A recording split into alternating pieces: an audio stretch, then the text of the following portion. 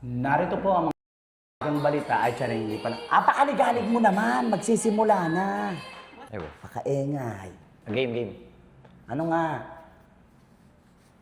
Game na. Anong gagawin natin? Magkakauntan ko muna 10, ganun. 5, 5, 4, 3, 2, 1. 5, 4, 3, 2, 1, tapos Ako magsasabi. 5, 4, 3, 2, 1. Ay, live tayo. Okay na nga. Mag-welcome ka muna. Welcome to podcast. Joyful Podcast. Joyful Podcast. Yan. Welcome. Kasi may mananalo. May raffle ba tayo? May Wala. raffle tayo. Anong raffle? Wala. Bakit wala kang pa-raffle? So, i-share niyo po muna. Subo mo to. Ay, subo to. Kang maligalig. Ano naman to? Ano yung nakasulat? O, sabihin mo.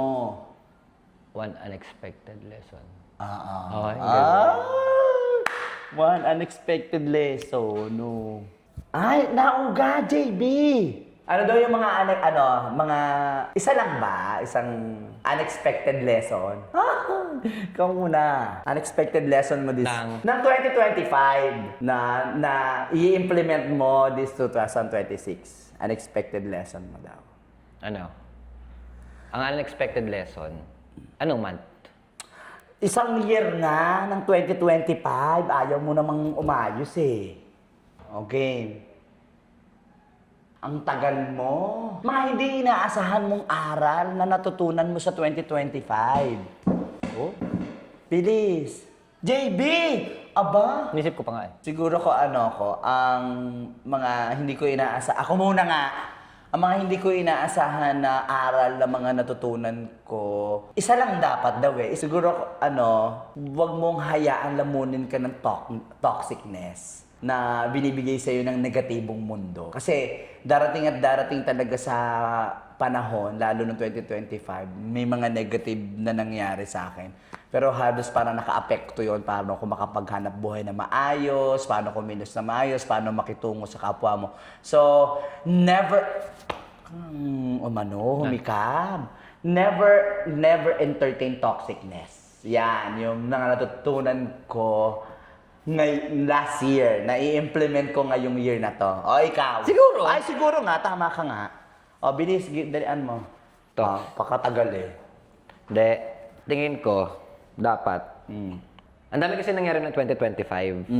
I think one of the greatest lesson ng 2025, kasi syempre, di ba, sa lahat ng aspeto, maraming nangyari eh. Sa personal na buhay natin, sa mundo, sa bansa natin. So I think, Ano nga yun? hindi, Aba, Diyos ko. yung moral, I think yung pinaka-lesson is yung matuto tayong mag-adapt sa kung ano yung sitwasyon at realidad natin. Kasi ang bilis ng mga pangyayari ng 2025. I think may nabasa ako na parang 2025 daw is one of the fastest year. Talaga? Oh, isa daw sa pinakamabilis na taon yung 2025. Kaya,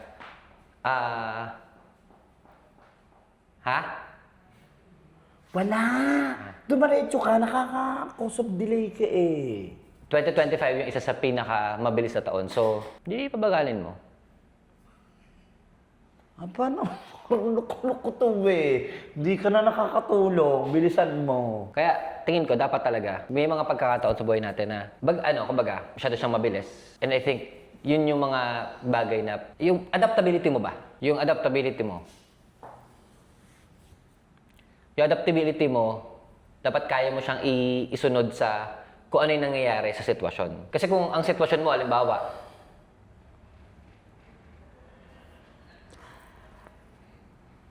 Ano ba? Napuputol-putol eh. ay, may kukunin lang siya. O, bilisan mo. Ano nga? Sa kaliwa ata. Bilisan mo nang magsalita. Si JB naman eh. O, adaptability. Una na kayo. Ingat. But, magsalita ka na. Apakatagal mo. O, Hindi. game na. Adaptability. Masyadong mabilis. Ang 2025. O, ano ang natutunan mo sa 2025? Kumbaga, enjoy. Enjoy. Para yun eh. O, go next si May. Ano daw yung content na nagustuhan mo? 3 content na That nagustuhan define mo. my 2025. Contents that defines my 2025. Kumbaga, ano yung mga content na talaga nag-define sa'yo sa 2025? 3 ba? Content, kahit anong content mo, gano'n, sa Ah, buhay. ikaw. Hindi yung Hindi, sila mga tatanungin. nag-viral sa atin, Sana sa mga kanila. video nga natin eh. Ba naman to? O ako muna. Siguro ko yung top 1 ko na sobrang nag-viral ngayong 2025. Kasi marami na nag-viral na mga videos ko eh. Kaso 2024 yun, 2023. Ang 2025 na nag-viral na videos ay yung kasama natin si Alden Richards. Na sobrang tawa sa atin, na sobra talagang parang hindi na matuloy-tuloy yung production katatawa ni Alden. Ikaw. O, tigisa tayo ng bigayan tayo Tingin ko Tingin ko kasi dahil masyadong mabilis yung 2025. Ay, nyo. Ay, mali. Huy! Huwag ka magmura. Tanga to. Tingin ko dahil mabilis yung 2025, masyado. One of the greatest lessons ng 2025 ay magmahalan. Ay, mahalin mo siya. Wala na tayo sa lesson. Nasa content na tayo. Si JB ginugulo mo. Magmahalan, lesson. Tumuloy ka na. Si JB natatamad na ako. Sorry po. Opo, Raisa May. Kamukha ni Raisa May. Hoy, nandinig ka na. Sabi, may lagitik ka pa rin daw sa 2026. Ikaw, Nakawig content ka na ba? tayo Nakawig ka. Hindi ako nakawig. Ay, sorry ho. Ano, kasi na naman. Hoy, baka marinig ka naman ulit. Ay, patay tayo sa senador. Ay, senador ba yun? Opo. Mama yun. Ay, sorry. Itutot mo yun. Pwede ba yun? Ay, live ko ba? Ay, naka-live tayo. Hindi, I think siguro on a serious note, yung isa sa pinakamagandang content na nagawa natin, yung pagtawid. Pagtawid. Kasi kumbaga, isipin mo yun from 2023 to 2024 to 2025. Ngayon tatawid tayo 2026. Yun yung parang, yung transition kasi, yung bridge nun to each other, it encapsulates the whole wide world. Hindi ko na naiintindihan eh. Ang sinasabi, yung content na nag-viral, na nagustuhan mo, aba naman, meron pang bridge na may captivate ba the whole world eh. Wala nang naging matinong usapan. Ito seryoso. Yung one of the things, isa sa mga realizations ko ng 2025, napansin ko lang to late December eh. Late December. Actually, hindi, ngayon ng January. Di ba tayo mga Pilipino? Ano tayo? Yung tipong one of the happiest people in the world or one of the happiest countries in the world, Philippines. Di ba? Pero sabi ko, kung happiest, hindi ba pwedeng combined yun? Yung happiest na, tapos successful pa yung bansa. Parang pansin ko, madalas kapag yung mga bansa na successful, hindi naman sila happy. Di ba? I think factual naman to. Japan is one of the most successful. Pero sila din ang may pinakamataas na tendency ng Oo, di ba? So, ay, bawal natin sabihin yun. Bawal sabihin nyo. Tayo. Bilisan mo na kasi. Sabi ko, bakit ganon? Bakit hindi siya pwede i-combine? So, feeling ko, kumbaga sa katulad lang natin na bansa, na mga masasaya na hindi ma-online. I think isa sa mga rason, kasi minsan ang inisip lang natin, kasi lagi ko sinasabi to, di ba, na dapat wag mo i-compromise yung happiness. Parang regardless kung ano man yung ginagawa mo sa buhay, kailangan masaya ka. Di ba, lagi ko, mantra ko yan eh. Lagi ka dapat masaya kasi at the end of the day, mawawala tayo sa mundo. Yes. Di ba? Pero I think, isa sa mga reason at magandang pag-usapan, yung mga tao or karamihan or di ko alam kung iilan yun, may mga tao na kino-compromise yung comfort for happiness. Ano ibig ko sabihin? Minsan naman, sobra yung pagiging puro saya na. Sa akin, never compromise. Huwag mong ipagpapalit yung comfort. At yung comfort, hindi libre. Halimbawa lang, ano ibig sabihin? Kaya ako sinasabing na-realize ko noong January. Kasi di ba galing bakasyon? Di ba galing bakasyon? Wala naman akong kaso dun sa mga, extend tayo bakasyon pa rin tayo, bakasyon mode pa rin, ganyan-ganyan. Pansinin mo yung ibang mga bansa. Hindi ko sinasabing huwag tayo magpasko. Gusto ko yun, kultura natin yan, ganyan. Pero kaya mo gustong-gusto yung bakasyon, di ba ang daming mga memes na sinasabi nila, work na naman Monday, di ba? Ito na, pauwi na yung mga main character. Parang hindi na masaya. Bakit kailangan hindi masaya yung growth? Babalik ka sa growth mo eh.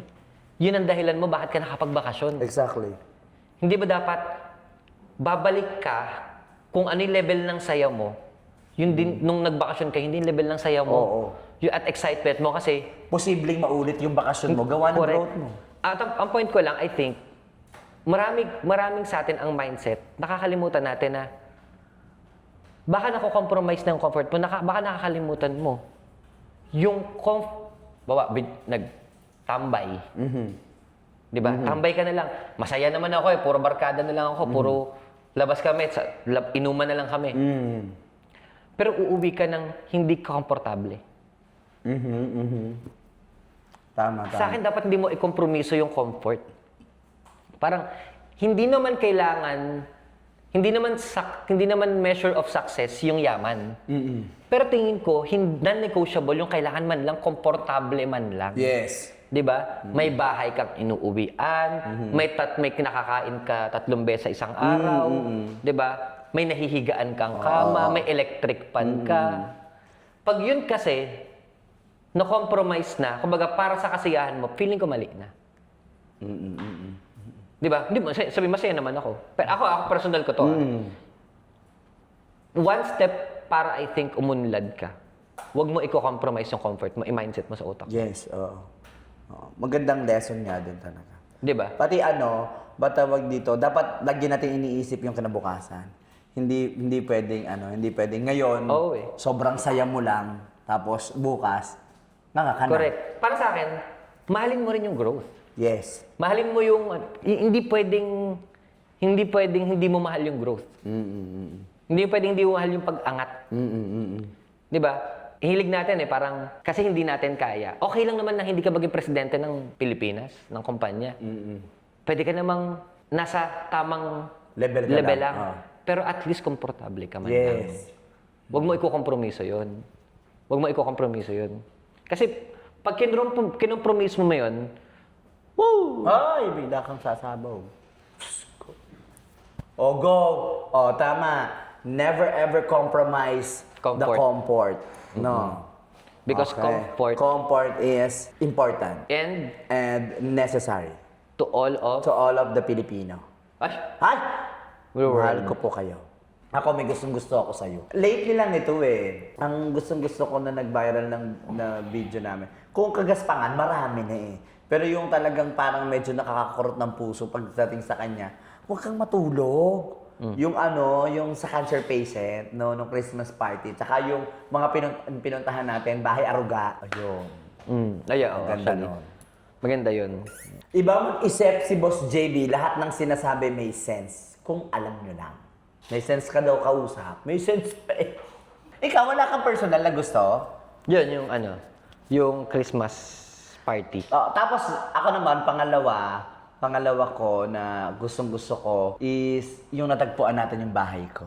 Na parang may discussion pa sa utak ko. Parang, konektado sa sinasabi mong aral. Na never ever compromise comfort.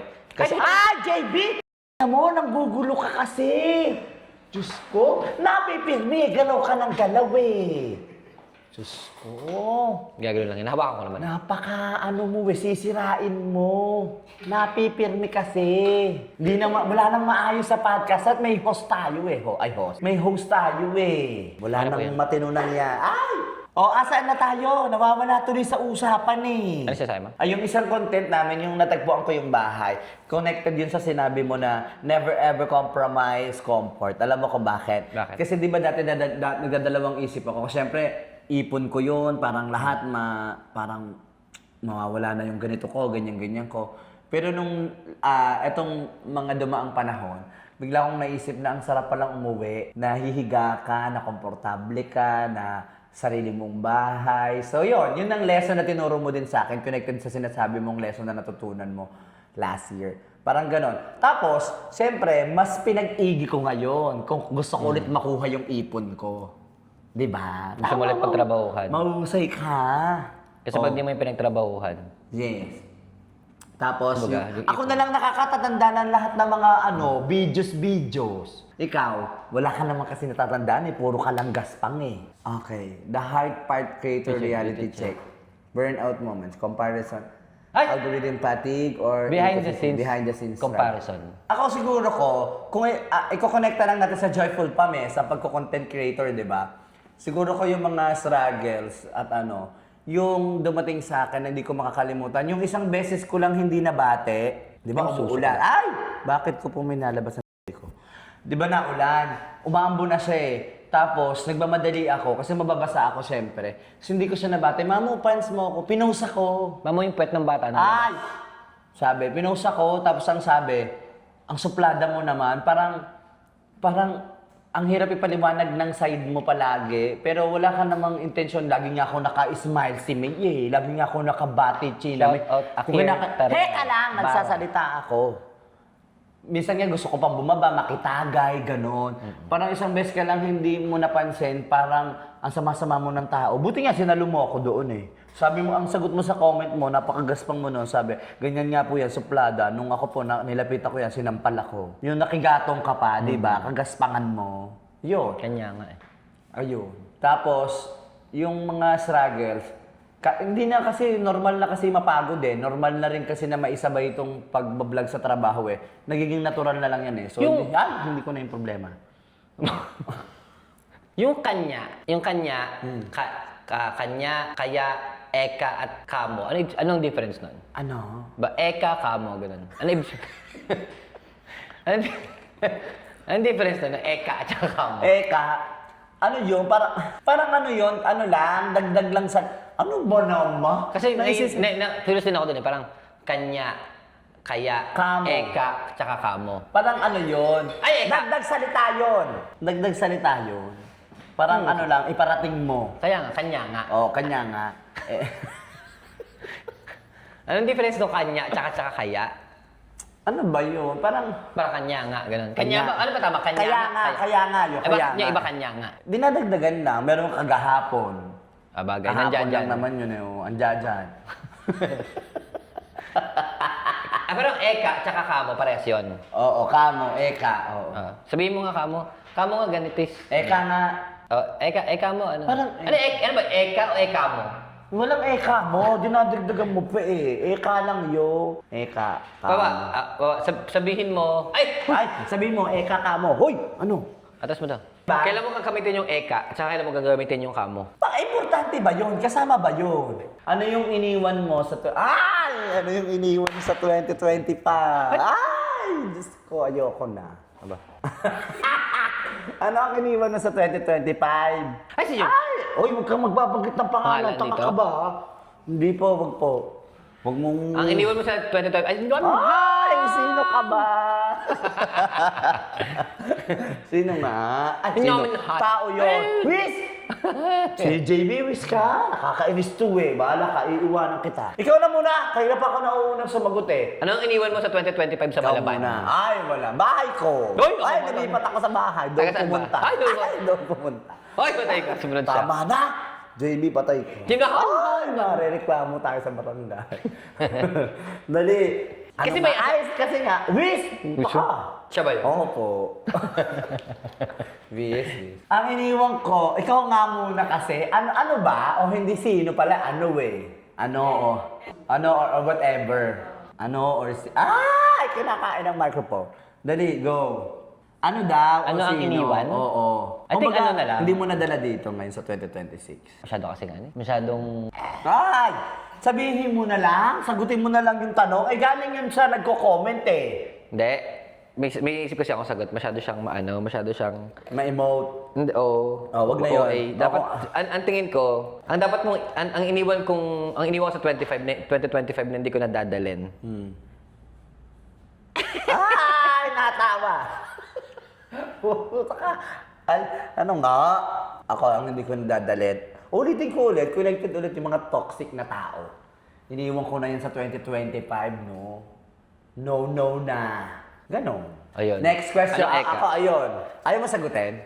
Alin ba? Yung- Iniwan? Wala eh, kasi dapat lahat bit-bit mo. Kahit pangit? Para...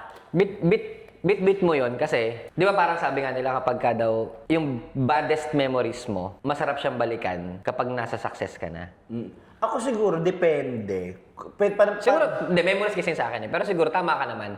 Iwan, wag mo nang bitbitin yung tao or gawin. Oo, na nakakasagabal sa tagumpay mo. Pero yung aral na dulot nun, okay lang Yes, bitbitin. baunin mo. Baunin mo yun. Tama ka naman. Pero, kung sakasakali kasing may magandang nadulot yun, or etong aral na to, magandang nadulot para dun sa success mo, it contributes to the Next, for Boss JB, advice sa pagninegosyo. Advice mo daw sa Omsin na pagninegosyo. Omsin. Tayo yan. Advice sa pagnenegosyo, I think, ay maganda yan. May mga nagtatanong sa akin, pag ginanon, ano nyo na. Ano nyo na yan? Ano nga? Ano nga daw advice mo sa pagninegosyo? Para Go. maraming tao nagsasabi nito eh, kaya ako lagi nagagalit sa show. Gusto ko ibigay sa tao yung maganda. Ayan, tama ka naman. Si Kuya Will ka ba? Dahil maraming tatanong sa akin dyan. Kasi syempre, nakikita nga nila successful, ganyan. Well, actually, wala naman talagang sekreto dyan sa pagnenegosyo. Ang tingin ko, pinaka matinding baon mo dyan at dapat hawak mo, lakas ng loob. Lakas ng loob. Perfect. More than sa talino, kung hindi ka pinalad ng masyadong katalinuhan, hindi ka masyadong pinalad ng resources, or ibig sabihin na resources, yung mga puhunan, mga tao na sa paligid mo. Kailangan mo na lakas ng loob mo. Yes. At, I think nasabi ko na to sa isang marketing marketing event na napuntahan ko, na naimbitahan tayo. Ang pinaka-importante magsimula. Yun. Kumbaga, wala na sisimulan sa pagpaplano lang. Pag puro ka plano, wala mangyari.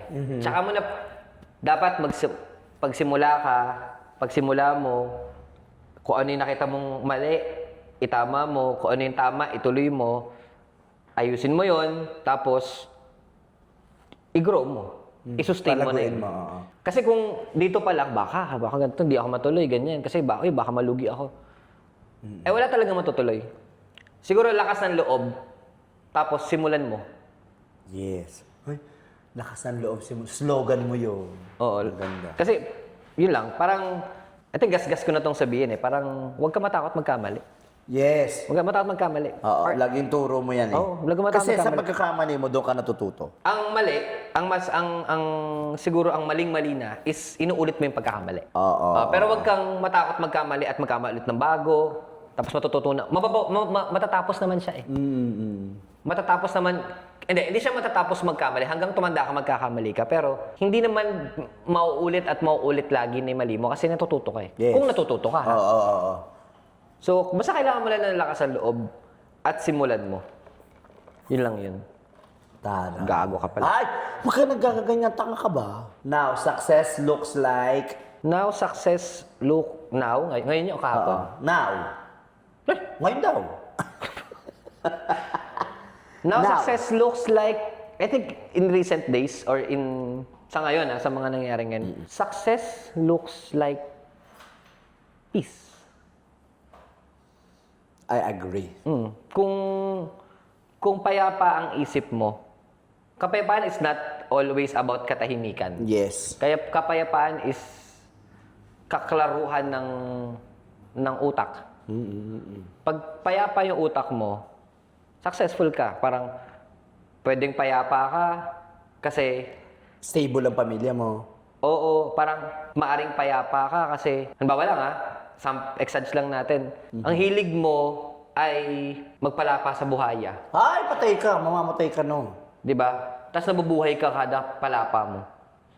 So kung yun ang kapayapaan mo, din palapa ka ng palapa. Opo, tama. 'Di ba? So para exaggeration lang 'yan. Ay alam mo magandang pag-usapan 'to.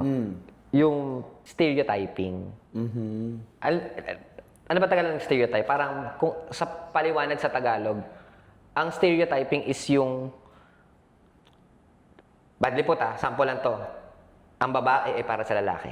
O kaya ang babae at lalaki kailangan mag-asawa. 'Di ba? Ang tao kailangan may partner hanggang dulo. Mapa bading, tomboy, lalaki o babae, kailangan may partner. 'Di ba? Maraming stereotypes sa mundo, hindi lang sa gender. Halimbawa, kailangan pag kumain, may kutsara at tinidor.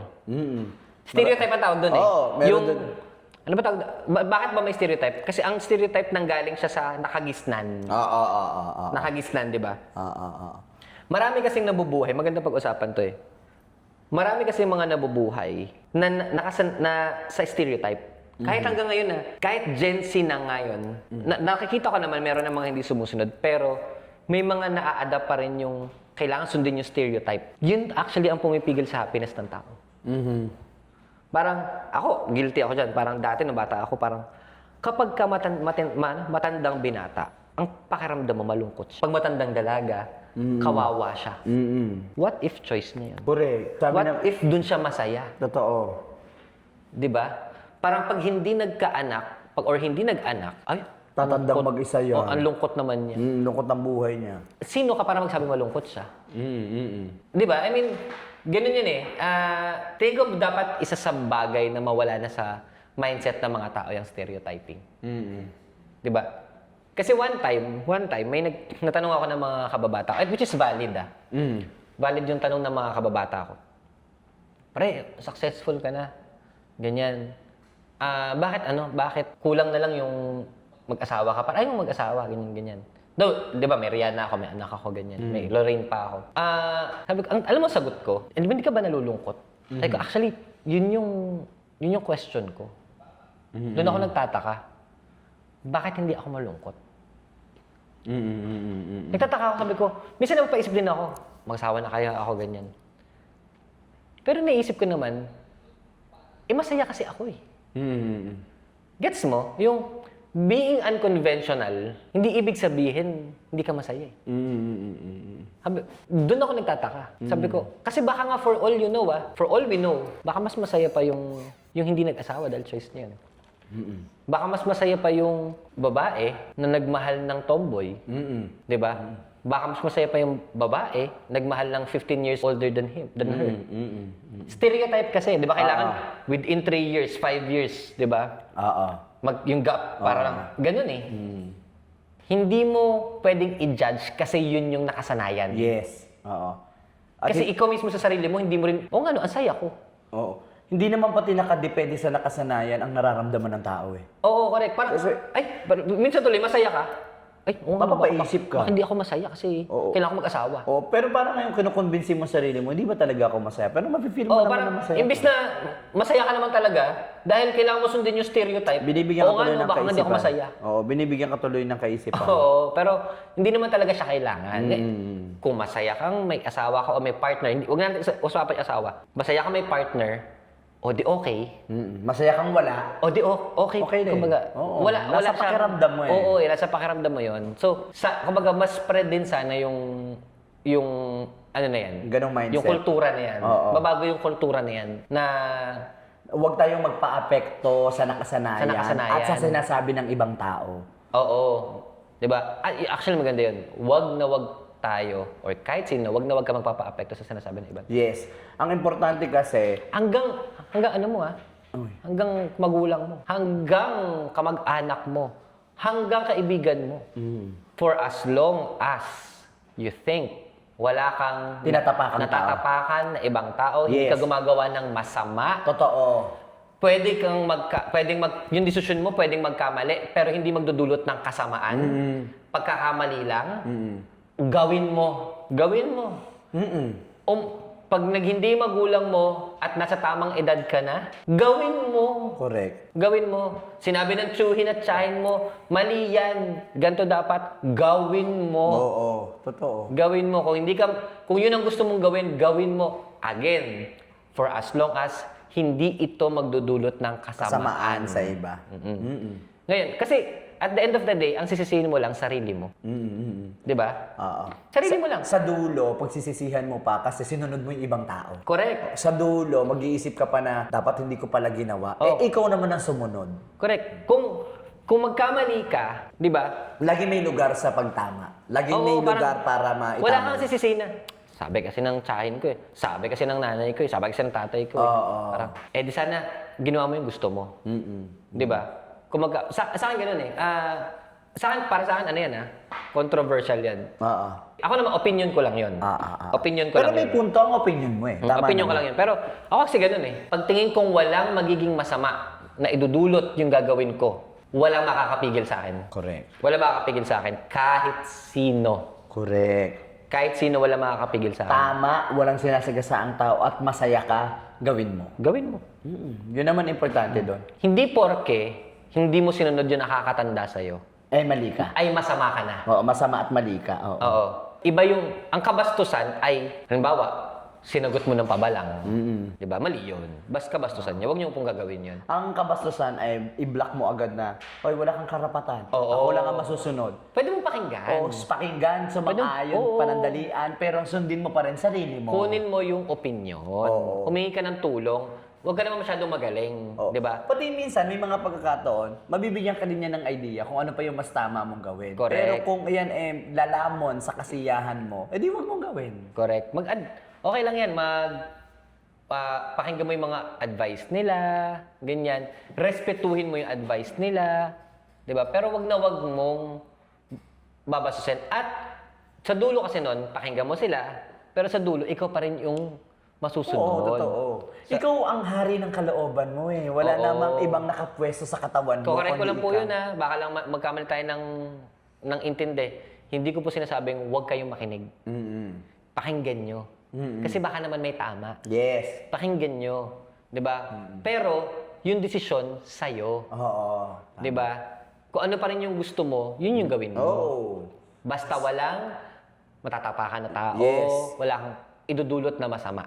At hindi pati nakakompromiso ang sarili mong kaligayahan. At kung sakasakali man dumating sa pagkakataon na hindi umayon sa kagustuhan mo ang nangyari, ito ay full, Biglang nagbago ka eh. For Mamo, paano mo gustong maalala ng tao sa tagumpay o sa epekto mo sa kanila? Siguro gusto ko maalala ko ng tao kung ano yung legacy ang iiwanan ko. Gusto ko maalala ko ng mga tao kung ako ay matitengsyel man.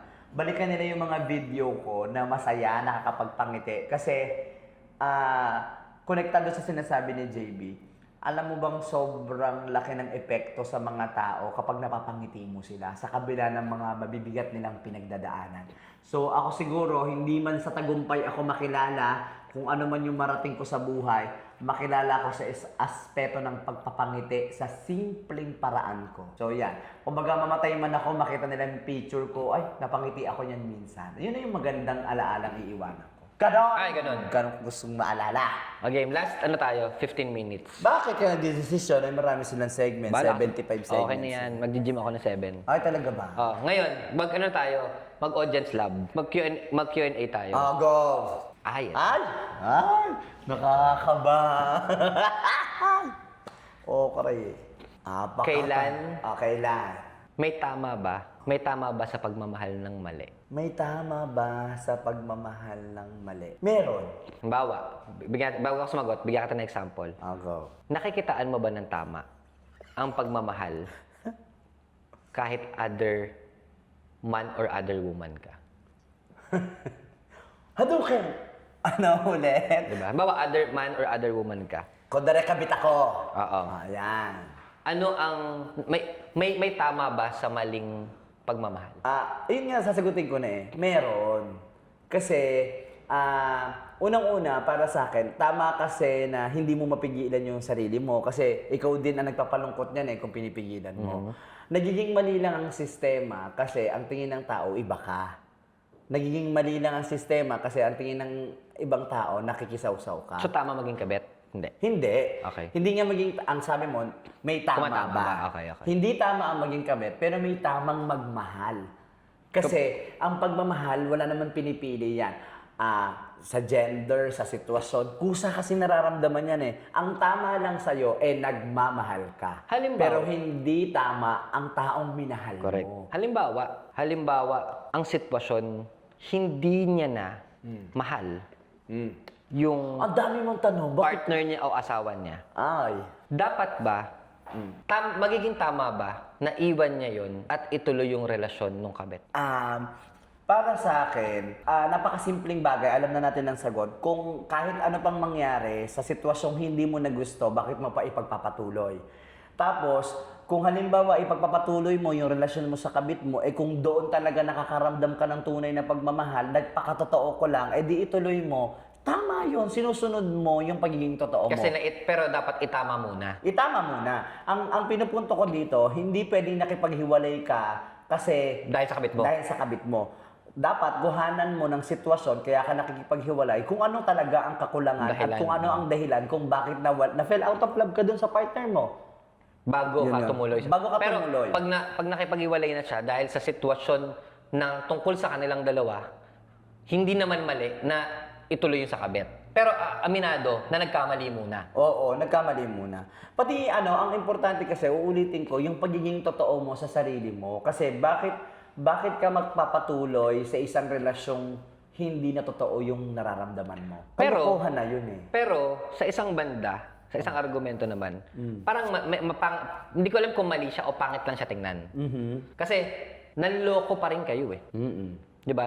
Nanloko pa rin yung dalawang tao na 'yon. Parang Hindi, kasi hindi ko alam kung tama bang ituloy. dalawa kasi